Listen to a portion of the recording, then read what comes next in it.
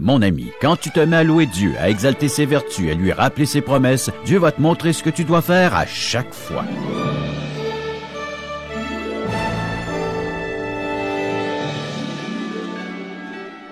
Bonjour, les ministères en contact vous présentent l'enseignement du Dr Charles Stanley.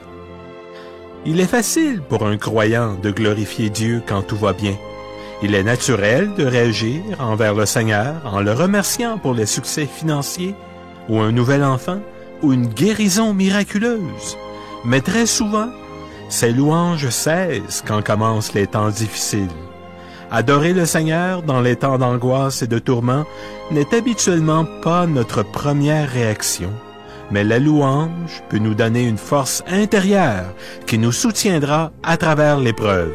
Un exemple tiré de l'Ancien Testament nous enseigne l'histoire de Josaphat, ainsi que des principes intemporels qui identifient la puissance de la louange dans la détresse. Écoutons le Dr Charles Stanley alors qu'il nous montre comment vivre l'épreuve dans la gloire. Quand nous pensons à la louange, nous nous rappelons habituellement des moments de joie et de bonheur quand tout va bien. Nous pensons à ces moments où Dieu répond à notre prière et à ces bénédictions inattendues qui nous arrivent. À ce moment, il est naturel de penser que nous devrions certainement louer Dieu. Mais nous ne comprendrons jamais la puissance réelle de la louange avant d'être passés au travers de difficultés, d'épreuves, de désespoir, de déceptions et d'avoir vu notre foi être éprouvée. C'est alors, et seulement alors, que nous serons en mesure de comprendre comment le cœur humain peut être transformé quand nous sommes capables de louer Dieu en dépit de toutes ces choses. C'est pourquoi le message d'aujourd'hui s'intitule « La puissance de la louange dans la détresse ».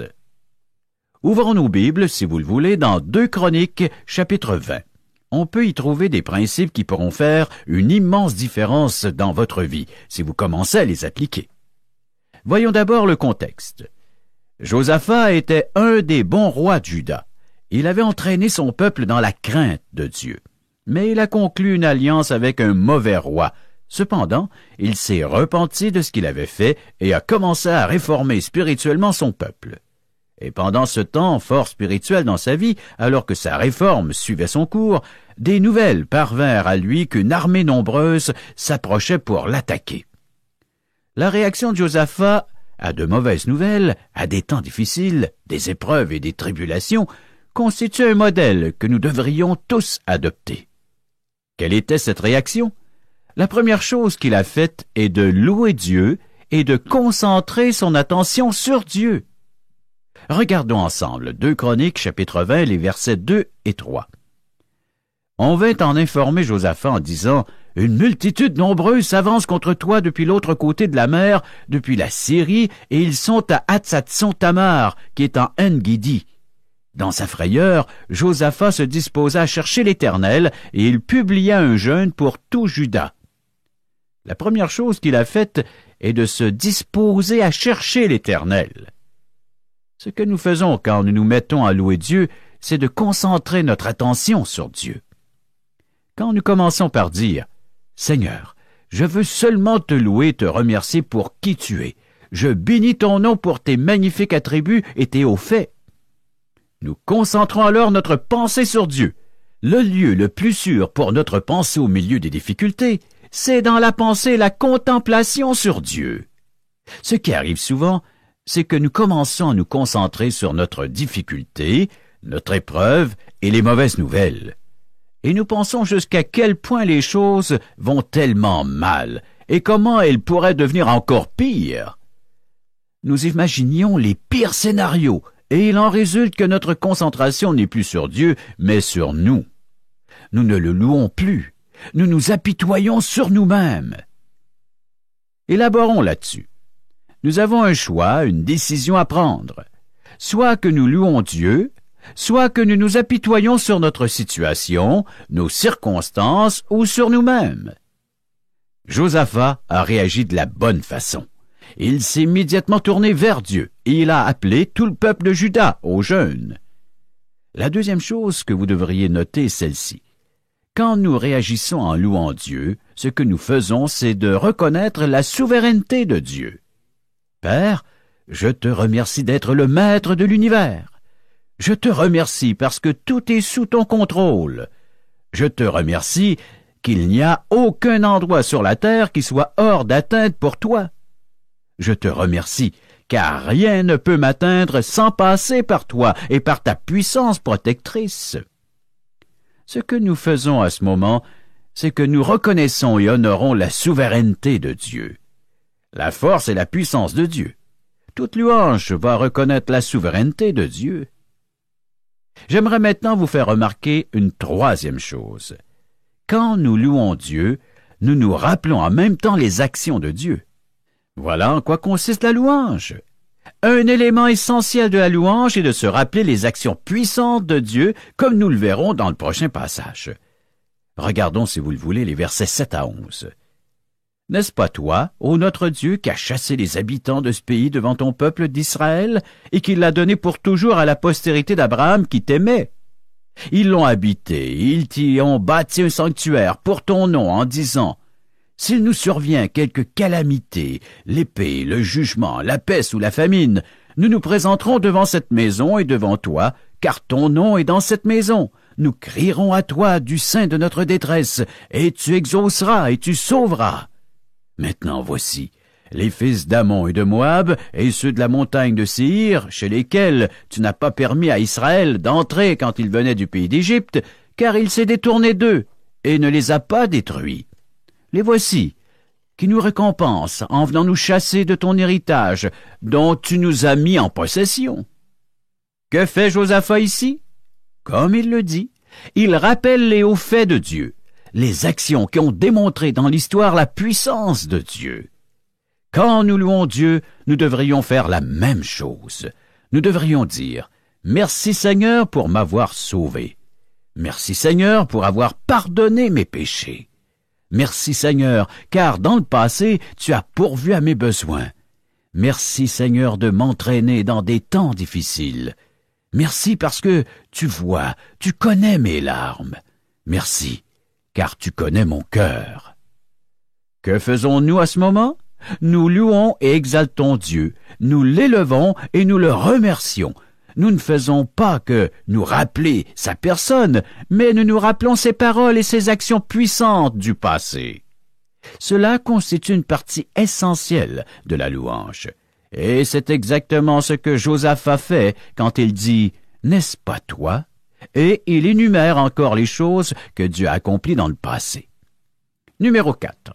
La louange prépare la voie à notre dépendance envers Dieu. Une des choses qui arrive quand nous commençons à louer Dieu, c'est que nous prenons alors conscience à quel point nous dépendons absolument de Dieu. Lorsque nous entrons dans la louange, que nous le remercions, que nous exaltons son omnipotence et le soin providentiel qu'il prend de toutes choses, notre louange sera naturellement en ces termes. « Seigneur, tu sais que nous sommes faibles, tu sais que nous avons besoin de toi. Nous avons désespérément besoin que tu interviennes dans cette situation et dans cette circonstance. Et Seigneur, si tu décides de ne pas changer ma situation et de la laisser définitivement comme elle est, je sais que tu me rendras capable, que tu me donneras la force, l'énergie et tout ce dont j'ai besoin pour vivre cette situation dans le triomphe et la victoire. » Ce qui se produit alors, c'est que notre louange envers le Dieu Tout-Puissant renouvelle et rafraîchit la conscience que nous avons de notre absolue et totale dépendance envers lui. Et la position la plus sûre et la plus puissante dans laquelle un croyant puisse être, c'est de se trouver absolument sans ressources devant le Dieu Tout-Puissant et dans une complète et totale dépendance envers lui. Le Seigneur aime nous voir dans cet état, car c'est alors que sa puissance se libère en nous dans toute sa plénitude. Et à qui revient la gloire alors? Dieu, et Dieu seul. La cinquième chose, c'est que la louange élargit notre vision de Dieu. En regardant notre Bible, nous pouvons voir que la perspective que Josaphat a de Dieu s'élargit alors qu'il s'écrie « Seigneur, nous ne savons pas quoi faire. » Et Dieu répond à sa prière en élevant au milieu du peuple un prophète. Il dit « Placez votre confiance dans le Seigneur. Dieu se prépare à accomplir une grande œuvre. Quand nous entrons dans la louange envers Dieu pour qui il est, pour ses hauts faits, pour ce qu'il a fait dans notre vie et pour tous ses attributs, Dieu se met à l'œuvre d'une manière merveilleuse et miraculeuse qui se situe bien au-delà de notre compréhension. Donc, quand ce prophète dit au peuple « Ne vous inquiétez pas, faites ce que Dieu veut que vous fassiez », Dieu dit de se tenir tranquille et d'observer la plus étonnante démonstration de l'intervention du Dieu souverain que vous n'ayez jamais vue de toute votre vie. Maintenant, ces hommes étaient des combattants aguerris, mais je suis certain qu'ils ne comprenaient pas trop ce que cela voulait dire. Ce que je veux vous dire est ceci. La louange élargit notre perspective. Quand nous entrons dans la louange envers Dieu, et que nous méditons sur les façons qu'il est intervenu dans l'Ancien Testament, dans le Nouveau Testament, et comment il travaille encore aujourd'hui d'une merveilleuse manière, nous commençons à voir la puissance dont dispose Dieu pour s'impliquer personnellement dans notre vie et dans nos circonstances. Nous commençons à voir comment Dieu est capable d'intervenir de la façon la plus miraculeuse pour accomplir des choses que nous ne pourrions même pas imaginer, et encore bien moins expliquer. Dieu est disposé à s'impliquer. Et c'est un principe que je ne veux certainement pas que vous ratiez dans ce passage.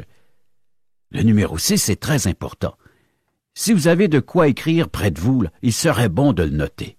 Quand nous entrons dans la louange envers Dieu, nous magnifions la présence de Dieu. Remarquez ce qui arrive. Alors que le prophète termine sa prophétie, Josaphat réagit comme suit, dans 2 Chroniques, chapitre 20, verset 18. Josaphat s'inclina le visage contre terre, et tout Juda et les habitants de Jérusalem tombèrent devant l'Éternel pour l'adorer. Quand ils ont entendu cette parole, quand ils ont entendu ce que Dieu allait accomplir, même s'ils ne comprenaient pas comment il allait s'y prendre, que s'est-il produit? Quand ils ont entendu cela, soudainement, ils ont compris que c'était Dieu. Dieu venait de parler au milieu d'eux.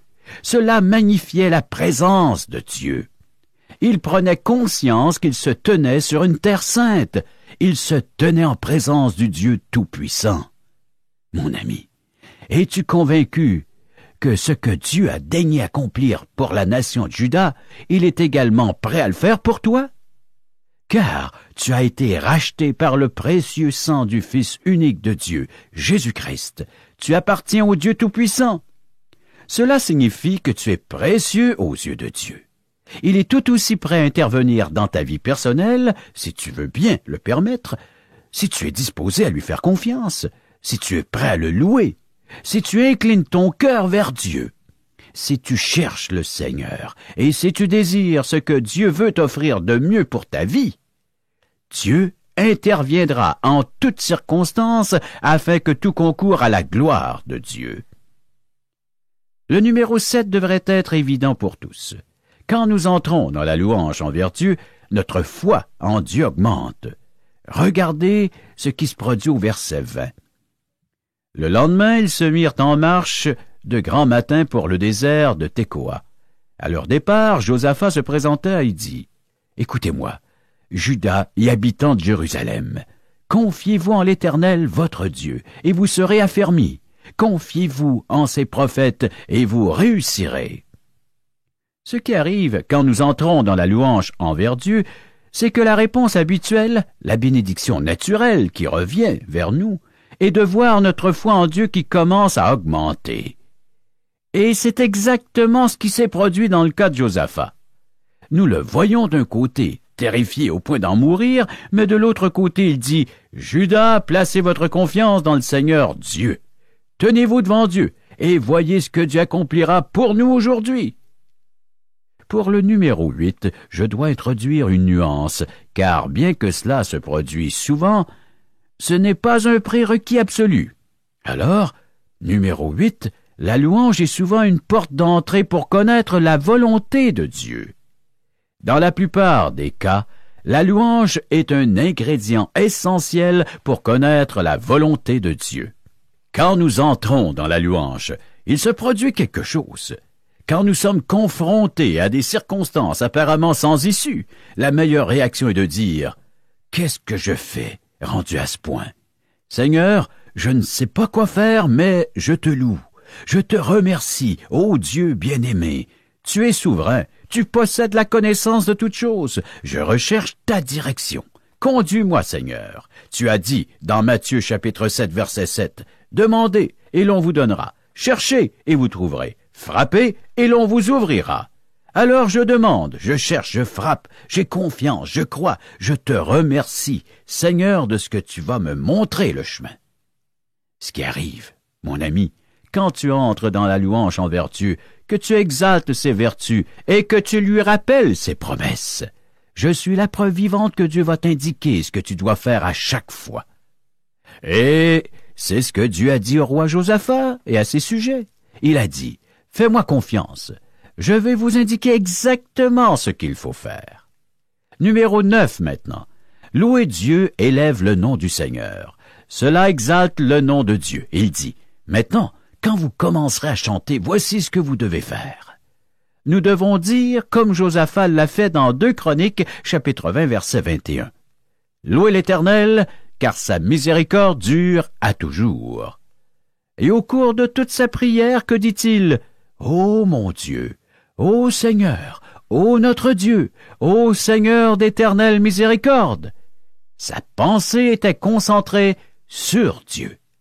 Quand nous exaltons le nom de Jésus-Christ, quand nous le louons, nous l'élevons, nous défendons son nom.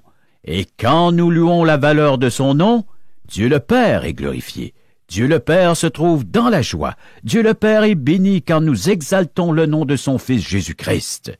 Et en retour, la louange exerce un effet sur l'âme humaine. Nous sommes maintenant au numéro 10. Quand nous entrons dans la louange envers Dieu, nous libérons la puissance de Dieu. Ne me demandez pas comment, je n'en ai aucune idée. Et je remercie le ciel de ne pas le savoir. Je sais seulement que cela fonctionne. Cela s'est produit à maintes reprises dans ma vie, et nous voyons cela se produire dans la parole de Dieu. Écoutez ce qui arrive maintenant. L'Écriture dit qu'ils sont partis à la guerre en chantant et en louant Dieu. Verset 22. Au moment où l'on commençait les chants et les louanges, l'Éternel plaça une embuscade contre les fils d'Ammon et de Moab et ceux de la montagne de Séir. Personne ne les a montés l'un contre l'autre. C'est le Seigneur qui a préparé l'embuscade, qui était venu contre Juda, et ils furent battus, nous dit la fin du verset 22. Verset 23. Les fils d'Ammon et de Moab se jetèrent sur les habitants de la montagne de Séir pour les dévouer par interdit et les exterminer. Et quand qu'ils en eurent fini avec les habitants de Séir, ils s'aidèrent les uns les autres à se détruire. Verset 24. Lorsque Juda fut arrivé sur la hauteur d'où l'on aperçoit le désert, ils regardèrent du côté de la multitude, et voici, c'étaient des cadavres étendus à terre, et personne n'avait échappé. Ils ont reçu la démonstration de la puissance de Dieu, car ils étaient maintenant diplômés dans la louange, dans l'adoration, dans la confiance dans le Seigneur Dieu. Et qu'est-il arrivé? Dieu a libéré sa puissance surnaturelle pour accomplir en leur faveur ce qu'ils auraient été bien incapables de faire par eux-mêmes. Il leur a accordé la victoire et le triomphe. Le résultat est que la puissance de Dieu a été libérée et elle a détruit l'ennemi. Le résultat est que Dieu a exaucé leurs prières avec surabondance. Ce qui nous amène au prochain point. Le point numéro 11. La louange unifie le peuple de Dieu. Une fois la bataille terminée, la Bible dit que le peuple de Dieu s'est réuni dans la vallée de Beraka, en louant et en remerciant Dieu. Versets 27 et suivants. Tous les hommes de Juda et de Jérusalem, ayant à leur tête Josaphat, partirent joyeux pour retourner à Jérusalem, car l'Éternel les avait remplis de joie en les délivrant de leurs ennemis. Ils entrèrent à Jérusalem et dans la maison de l'Éternel au son des luttes, des harpes et des trompettes. On se doute bien qu'il s'agissait de tout un son de joie fort et tapageur, un son de louange, d'action de grâce et de glorification dirigé vers Dieu. Nous voyons cet autre résultat. La louange unifie le peuple de Dieu. Quand le cœur humain devient joyeux, quand le cœur humain est habité par la paix, quand le cœur humain s'excite à la pensée des choses de Dieu, je crois que la puissance de Dieu libère quelque chose en nous. Elle éloigne la tension et l'inquiétude. Elle éloigne les choses qui sont un fardeau pour nous. Elle nous élève et la joie remplit notre cœur. Finalement, le dernier point, numéro 12, la louange remplit le cœur de la joie du Seigneur. Écoutons ce que dit sa parole, les versets 28 et suivants. Ils entrèrent à Jérusalem et dans la maison de l'Éternel au son des luttes, des harpes et des trompettes. La terreur de l'Éternel s'empara de tous les royaumes des autres pays, lorsqu'ils apprirent que l'Éternel avait combattu contre les ennemis d'Israël. Ce n'est pas que Juda avait remporté la bataille, Dieu l'avait fait. Verset 30. Et le royaume de Josaphat fut tranquille, et son Dieu lui donna du repos de tous côtés. Ils sont partis, dit le verset 27, joyeux pour retourner à Jérusalem, car l'Éternel les avait remplis de joie en les délivrant de leurs ennemis. Écoutez-moi attentivement. Nous sommes tous placés devant un choix. Nous recevons de mauvaises nouvelles, circonstances, situations, épreuves, peines, fardeaux, désespoir, des choses qui nous tombent dessus sans qu'on s'y attende. Alors nous sommes devant un choix. Écoutez, c'est très important. Le temps de prendre une sage décision n'est pas quand nous ressentons la pression. Le temps de prendre une sage décision est maintenant. Alors, prenons la décision de se réjouir dans le Seigneur. J'ai décidé de me réjouir dans le Seigneur dans ce temps de détresse. Je ne céderai pas au découragement. Je ne m'apitoierai pas sur mon sort. J'ai décidé de louer le Dieu vivant, souverain, inconditionnellement aimant, quelles que soient les circonstances. Prenez cette décision alors que vous n'êtes pas au milieu d'une épreuve. Mais si vous êtes déjà au milieu d'une épreuve, entrez dans la louange dès maintenant. Commencez dès maintenant à le remercier et à le louer. Louez-le pour la façon qu'il va vous permettre de traverser cette épreuve. Louez-le pour l'énorme puissance qu'il s'apprête à libérer dans votre vie. Louez-le pour ce que vous allez apprendre. Louez-le pour le privilège de démontrer la fidélité de Dieu. Louez-le pour le témoignage que vous allez donner, pour le témoin que vous êtes déjà ou que vous allez devenir. Louez-le pour le privilège de comprendre et d'expérimenter quelque chose dans votre vie que vous n'avez jamais expérimenté ou compris auparavant. Louez Dieu, et je vous garantis que vous ne serez plus comme avant. Vos circonstances peuvent se transformer de la façon la plus miraculeuse ou elles peuvent ne jamais changer. Mais je sais une chose. Si vos circonstances ne changent pas, Dieu va vous changer de façon à pouvoir transcender vos circonstances.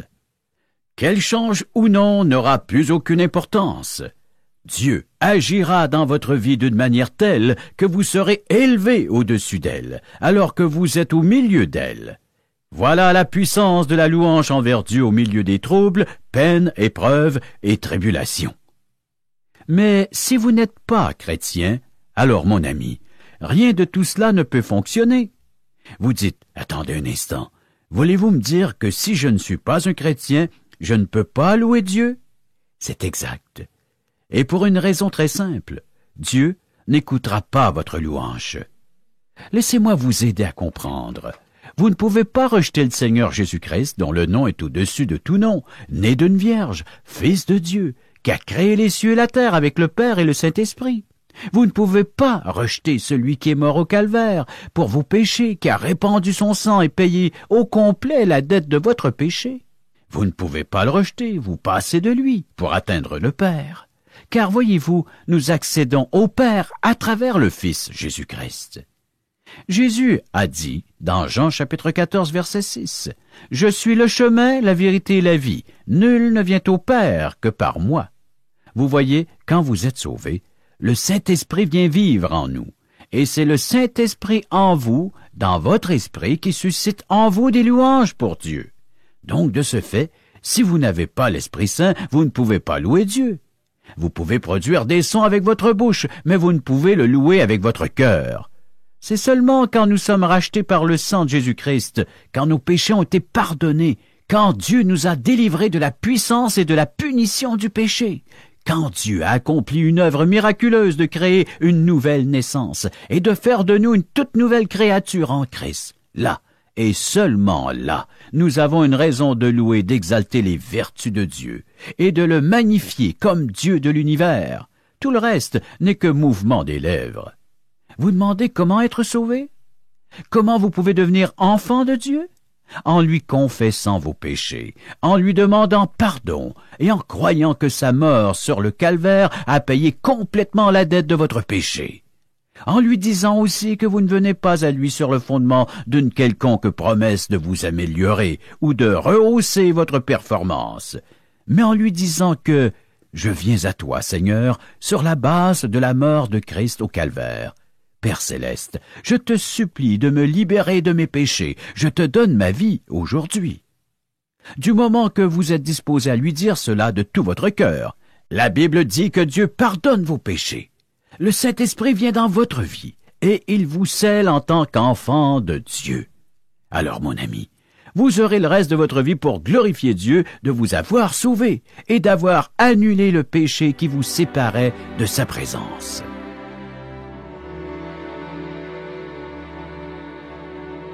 La louange réelle provient d'un cœur qui a expérimenté l'amour et le pardon de Dieu. Alors que Charles Stanley concluait le message d'aujourd'hui, il nous dirigeait vers l'objet de notre louange, Jésus-Christ. Suivons l'exemple de Josaphat et décidons de faire face à toute situation en tournant nos regards vers Dieu dans la louange. Il m'est arrivé de connaître des moments d'incertitude et même d'angoisse, mais quand je refusais de céder à la panique pour me concentrer sur la louange envers Dieu, l'Éternel me réconfortait. Nous devrions louer le Seigneur pour qui il est, et non à cause de nos circonstances ou ce qu'il a fait pour nous. Les situations changent, mais il demeure le même. Le psaume 92, versets 1 à 5, nous rappelle l'amour et la fidélité de Dieu. Psaume, cantique pour le jour du sabbat. Il est beau de louer l'Éternel et de célébrer ton nom, ô Très-Haut, d'annoncer le matin ta bonté et ta fidélité pendant les nuits. Sur l'instrument à discorde et sur le luth, au son de la harpe, tu me réjouis par tes œuvres, ô Éternel, et je chante avec allégresse l'ouvrage de tes mains.